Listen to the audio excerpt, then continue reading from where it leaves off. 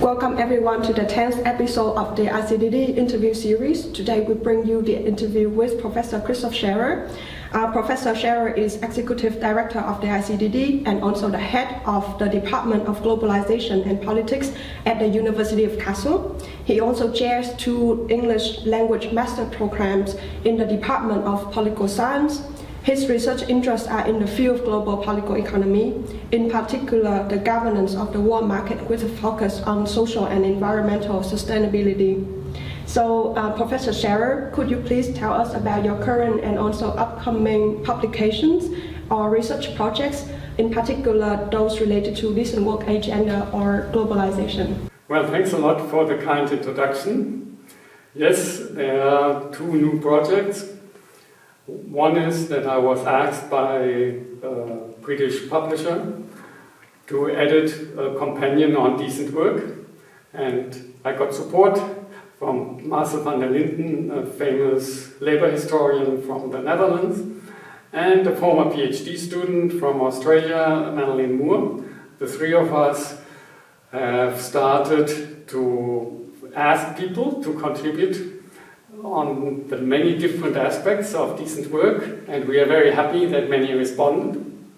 The other project is related to a new law that was passed last year by our government, the German government, on due diligence for companies on human rights.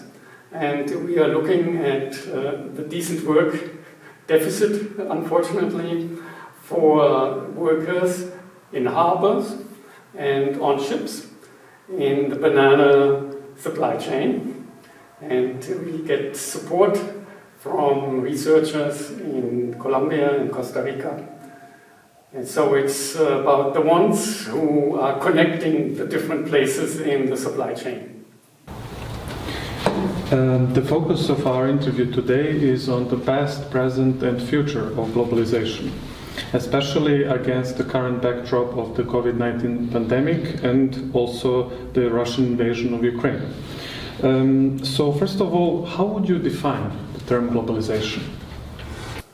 Well, there are many definitions, but I think a simple way would be to say a diminishing of the role, the importance of the nation state and national borders, and an increase in importance of global affairs, that global events, global also practices become reference points for local action.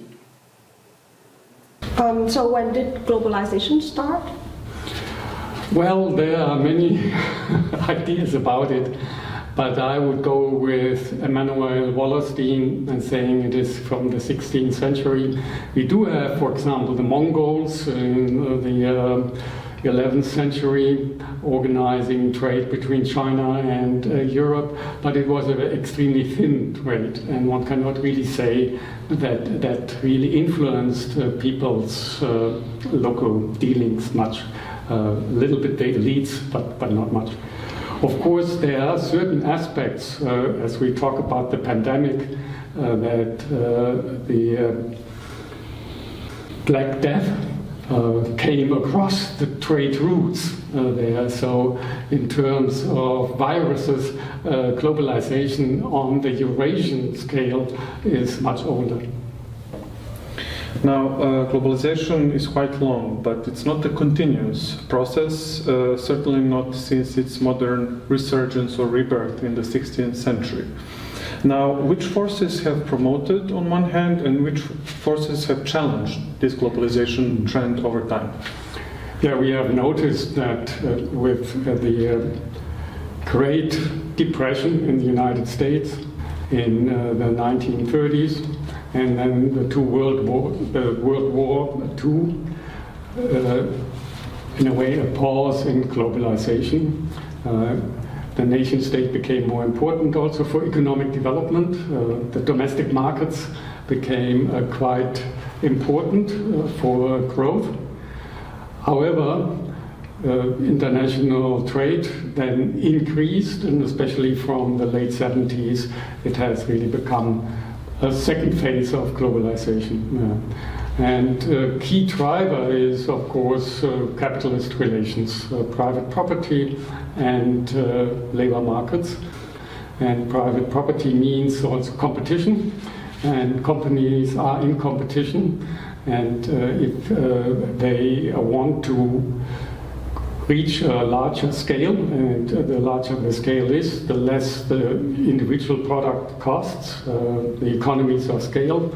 So there is an incentive, in a way, to go abroad for companies. But companies also have an incentive to look for resources abroad there. And of course, for Europe, oil was extremely important. It's so much more efficient than coal. And so in the post-war period, we have seen a great shift from coal more or less being found here and excavated here in Europe to make use of oil coming from the Near East, Middle East, and so on. So competition is rather a key driver in that. Companies who are not making use then of differences that allow them to produce in greater scale or cheaper will lose out in the marketplace, so they are forced to do so. But in that competition, we also have losers, and the losers want to protect themselves there. And especially those who manage, in a way, to mobilize the national will to compete globally, will try to keep the foreign competition out for a while there. And the ones who have been very successful, they are not always so willing to let the others come close to them. And they also then use forms of protection. While the latecomers would rather go to the traditional forms of tariffs or import bans and so on, the front runners, the pioneers, they are using the laws concerning the protection of intellectual property, patents, and so on. So we do have these kind of two forces at play. So despite many setbacks and also pushes in opposite directions, globalization has been still proved to be a very strong tendency throughout history. How can this resilience be explained? Well, one is that capitalism spread around, and it was also spread around by states that then used the power of capital in a way that they were also more modern in their machinery and war-making capabilities. So we do have those who are then the pioneers of capitalism, the ones also enforcing it. A very famous example is, of course, the British concerning India, and then the Opium Wars against China, enforcing that. Colonialism overall was laying the roots of globalization, and enforcing a specific division of labor, which very few countries escaped. There are only a handful or even less countries that were able to come close to the former colonial powers and the ones nearby there. So here we have, in a way, capitalism, but also states and their ability to find supporters. And the supporters are also the ones, interestingly, that want to catch up.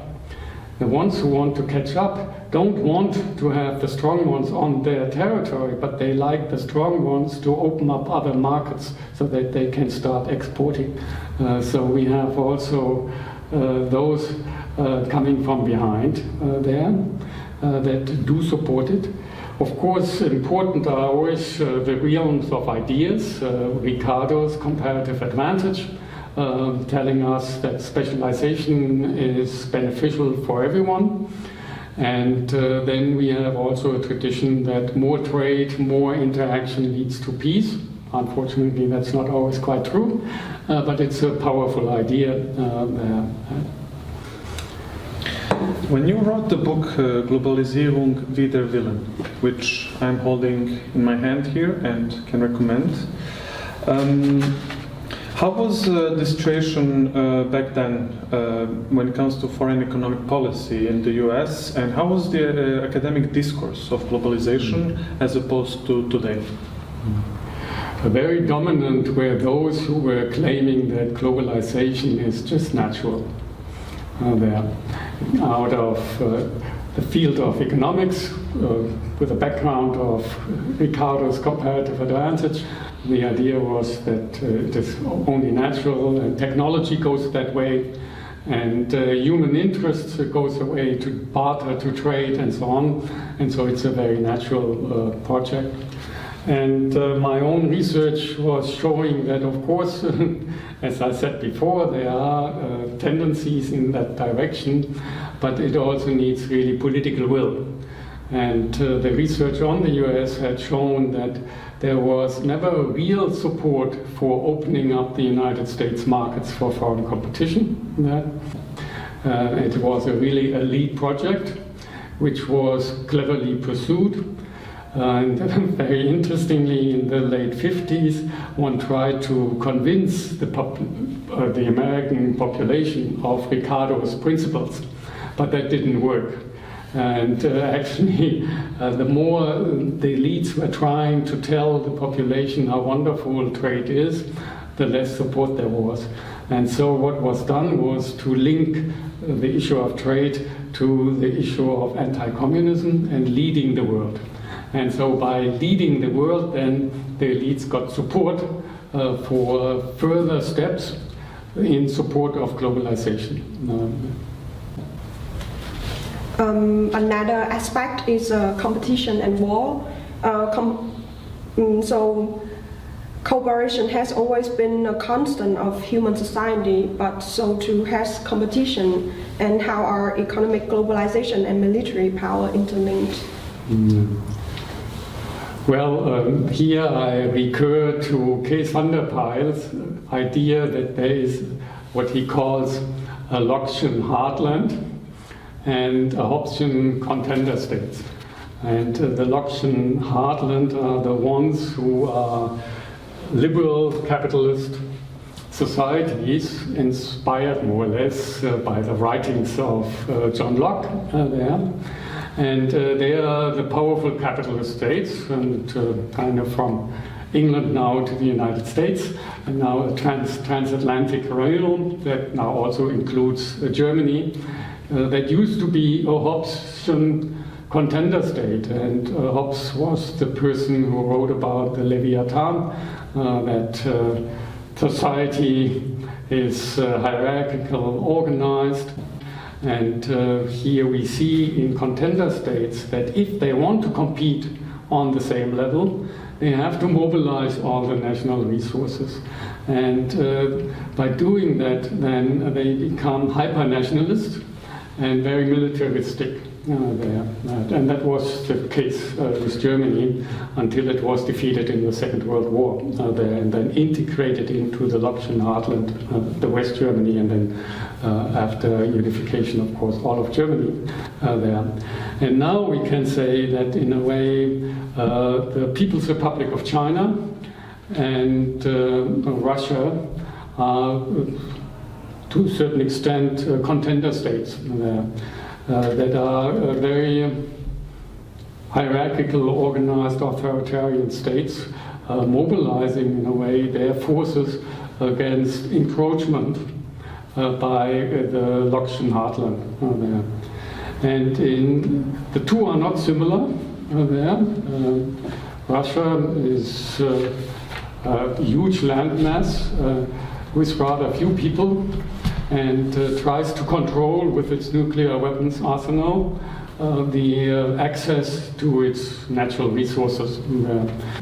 While China is much more using its huge population and its capabilities, talents and so on, and moving into high tech and catching up, but also in a very authoritarian way. But the two also share the legacy of the Cold War against the United States, against the Lockean heartland. The military has not changed in those countries there.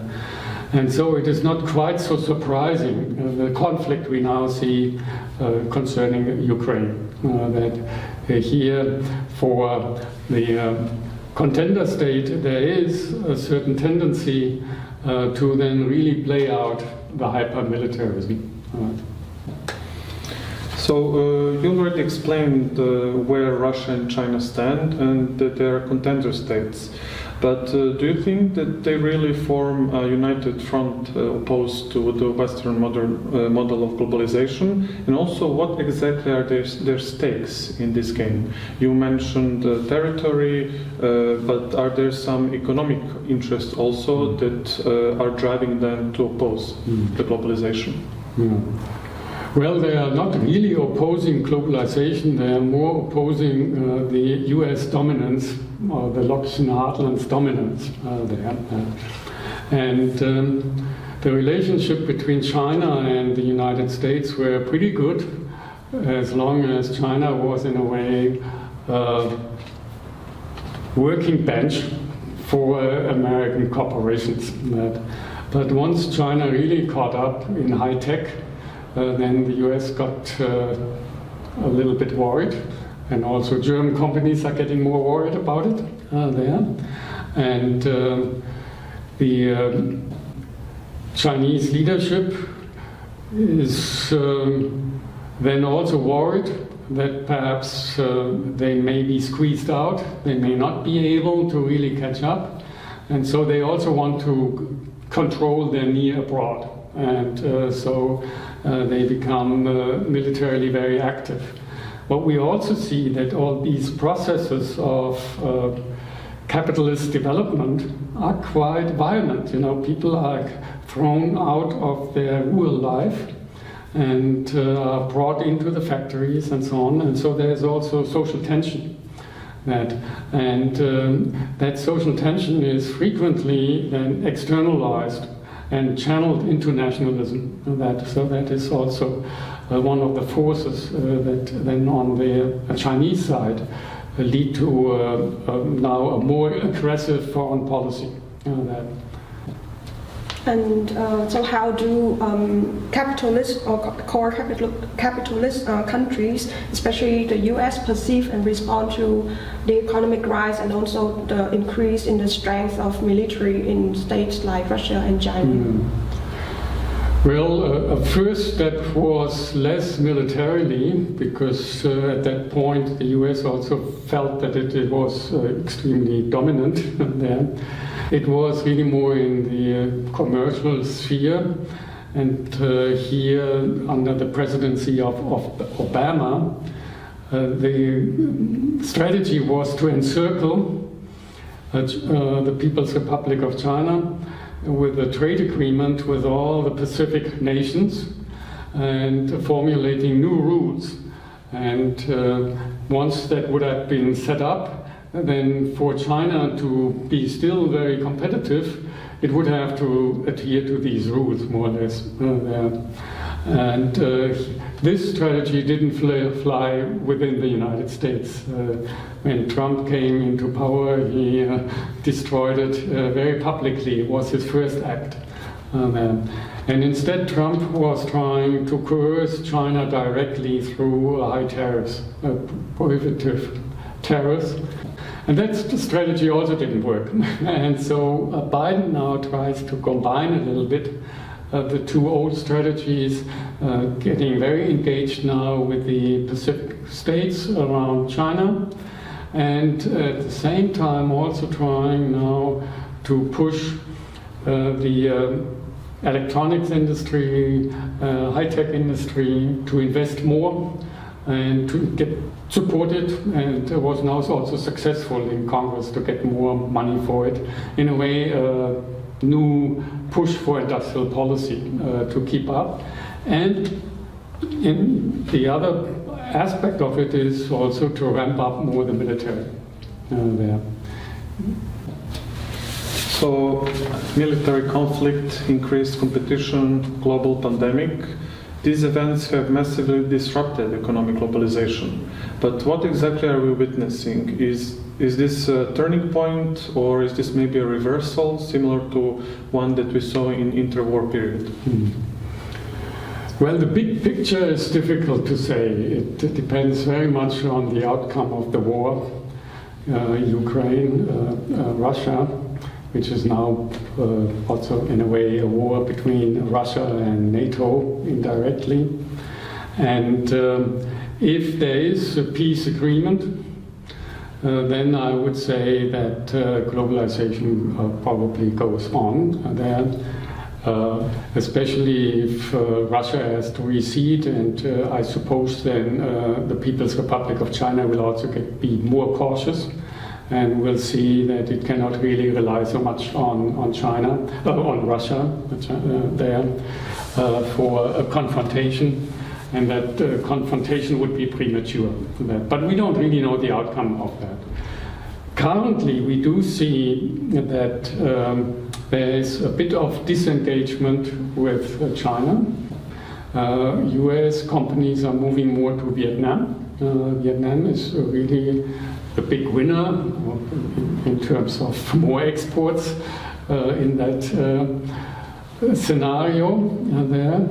But we also see that China has opened up more to financial actors in the United States, so it is not a clear-cut picture currently.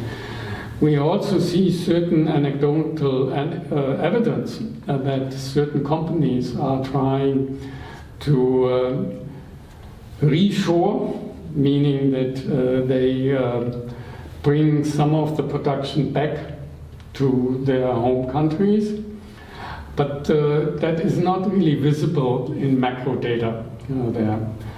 The US has just passed a law for medical equipment stuff and so on. So we'll probably see in that area some movements. What we might see is also a bit more nearshoring, that other countries will be also looked upon, especially in Europe. I suppose the European periphery probably will get more attention for foreign direct investments. The next question is related to decent work. So how has globalization impacted the advancement of decent work? Well, we do see that the degree of exploitation has increased with globalization there. That the value chains, as they are called, one could also call them exploitation chains there, that have made use of labor around the world. Before the end of the Cold War, there were less people to exploit for Western capitalists, and now there are more of that, and they're in competition. They're also in competition for, in a way, some good developments, because health has improved overall, which means that child mortality went down, which means more people, and people have gotten older. So population growth also plays into it, and that means that there is more competition, especially in entering global division of labor. It is very difficult to enter at the high-tech level, and really needs a lot of resources, strategy, and so on, to be able to compete on that level. So competition really starts more at the lower ends of supply chains, especially in the textile industries and so on. And as there are so many, competition is very intense, and that leads to a situation where workers' rights are violated on a massive scale. And the measures that are taken against it are not really sufficient so far. As I mentioned at the very beginning, the German government has passed that law, due diligence law for human rights, and the European Union are currently discussing a similar law that might actually go beyond the German one. That's at least the idea of the European Commission. And so we have a little bit hope that there will be some more movements, that companies are held responsible for what is happening in the lower ends of a supply chain. You already mentioned that grasping the big picture is extremely hard. And yet, if you had to guess or predict, what would you say? How will the globalization look in the near future? And do these arguments of people who say that we're actually going to see the end of globalization as we know it soon, do these arguments hold any water? Well, as I don't know how the war will end, I am still optimistic, and the recent developments of the war might lead in this direction, but one never knows whether irrationality takes place and suddenly nuclear attacks will happen. But if we discount that, I do hope that the young generation that went on to the street against climate change and so on are the ones who carry the flag for a more human society, and seem to be more open also for engagement across borders, to be less willing to discriminate against people who come from other places. So we would like to end the interview on a more optimistic note. Is there any person or movement or recent event that inspires you, or at least gives you hope that a better future is possible for the global society? Well, as I mentioned, I have a hope that this Friday for Future movement in Europe and beyond Europe will regain strength. And I'm a little bit hopeful for our own network, the Global Labor University, where we train trade unionists around the world on policy issues. And we do see in the aftermath of the pandemic that labor is rejuvenating again a bit. We see more strikes, more willingness to go out. And I do hope that that will develop into more class consciousness, in a way, in more fighting for their own rights and leading to a world where decent work is really realized. Professor Scherrer, thank you for casting that ray of sunshine at the end and for taking your time to talk with us about this very important topic. And now we are breaking the fourth wall and addressing the viewers. We thank you for your attention. With this, we come not just to the end of this episode, but the whole interview series. We were delighted to talk to so many amazing academics, and we also hope that you enjoyed it and that this will inspire also you to maybe engage with academics and researchers in interview or similar formats. So stay safe and stay connected.